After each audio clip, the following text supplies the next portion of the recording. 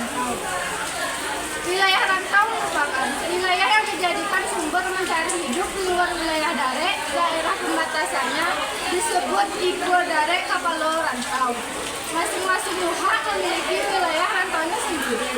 Yang pertama, rantau luha tanah datar, merantau ke arah barat dan tenggara. Daerah rantaunya meliputi yang pertama, rantau Mankurang Aso 20, yaitu Luba Amaca, Luba Jambi, Gunung Koto, Benai, Panggian, Basra, Sipanjua, Kopa, Talua Ingin, Cinuman, Surampiah, Talua Rayo, Simpang Pulayang, dan sebagainya.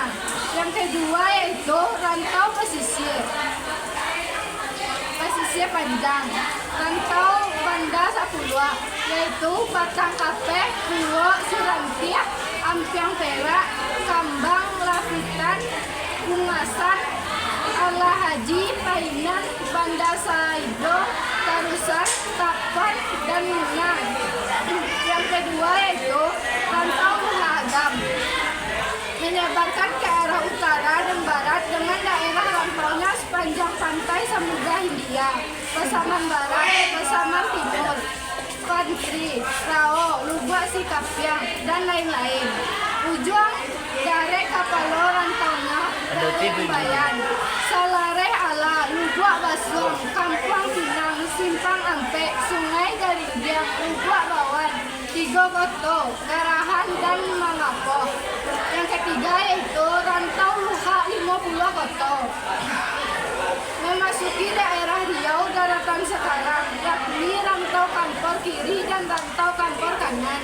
Daerah rantaunya memiliang Jo Tanjung Balik, Bakalan Jo Kato Alam, Gunung Malintang, Muaro Tanjung Baringin, sampai Rokan Pandalian, Sandidi, Gunung Sailan, Kunto Jo Lipe Kain, Ludau Jo Ujung Bukit. Yang keempat yaitu rantau Nan Sambilan, yaitu Negeri Sembilan. Terletak di Malaysia, nagarinya Sungai Ujung, Jelebu, Jehol, Rembau, Segamat, Nanyang, Kelang, Pasir, Bear, dan Jedai. Wilayah pesisir. Wilayah pesisir membentang sepanjang barat Sumatera, mulai dari Tapuni, selatan Sumatera Utara, hingga Muko-Muko, Bengkulu. Pesisir ini dibagi dua pula, yaitu pesisir Tiku Pariaman dan pesisir Pasaman. Pesisir Tiku Pariaman. 1. Piaman Raweh meliputi Kasang Joduku, Sintua Jo Lubuk Aluang, Semua Jo Kutai, Kak Baji, Tokoh Jo Pakandangan, Tiku Jo Pariaman.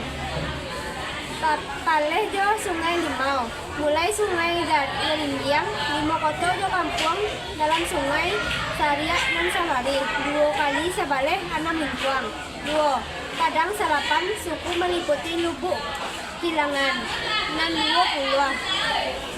Pawah Limbo, Pawah 9 Sungai, Sapiak, Lubuk Minturun, Koto Tengah, Lubuk Buayo. 3.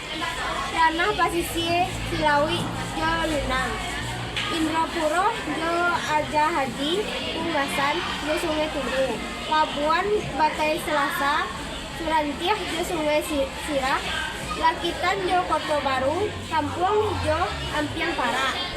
Pasisir Pasaman, Sasak Jo Kinani, Pari Batu Jo Koto Baru, Padang Tujuh Jo Ava Kudiang, Lubuk Kudiang Jo Aidi Gadang, Sentang Muaro Kiawan, Sungai Ava Jo Ujuang Gadiang, Tari Jo Aye Bungi, hingga Jo Kalai, Palu Jo Sinurut Cubada, Sikapiang, Bonjo, Kumpulan, Malampeh, Alahan Mati, Gadang Panjang, Jo Aye Mani. Provinsi Sumatera Barat sebagai wilayah administratif. Wilayah Minangkabau yang disebut Tambo itu secara administratif berada di Provinsi Sumatera Barat. Mayoritas penduduk Sumatera Barat adalah suku Minangkabau. Di samping itu ada bermukiman sejumlah suku bangsa lain seperti Aceh, Batak, Jawa, Ambon, Nina, Keling atau India, Nias, dan sebagainya.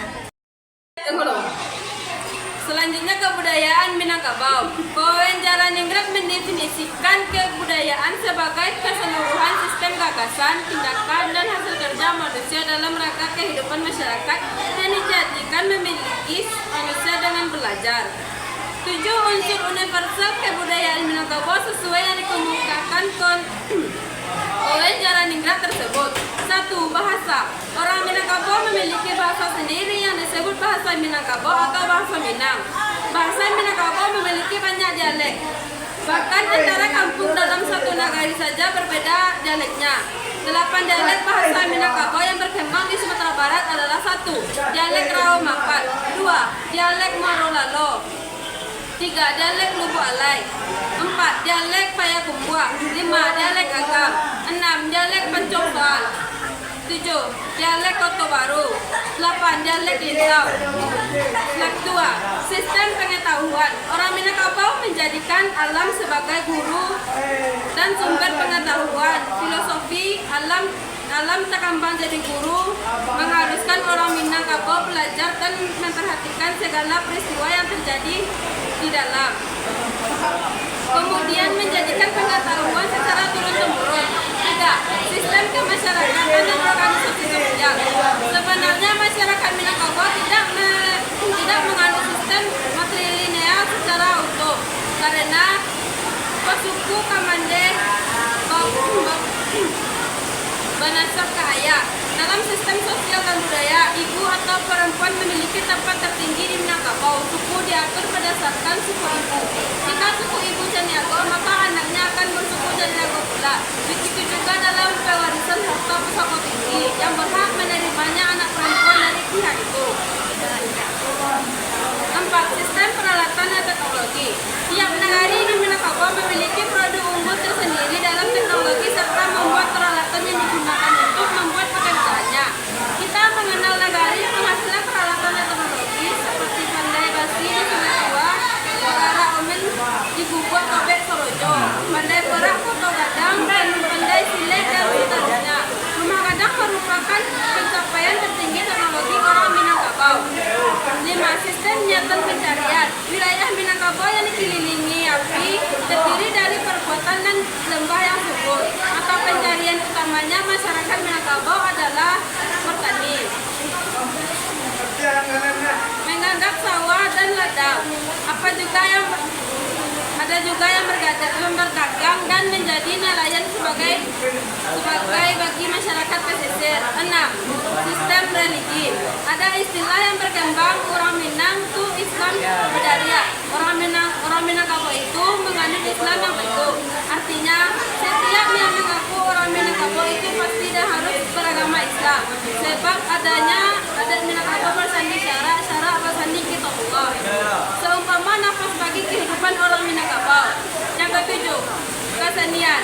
Kesenian bagian dari adat istiadat Minangkabau. Adatnya orang Udo di Gelanggang.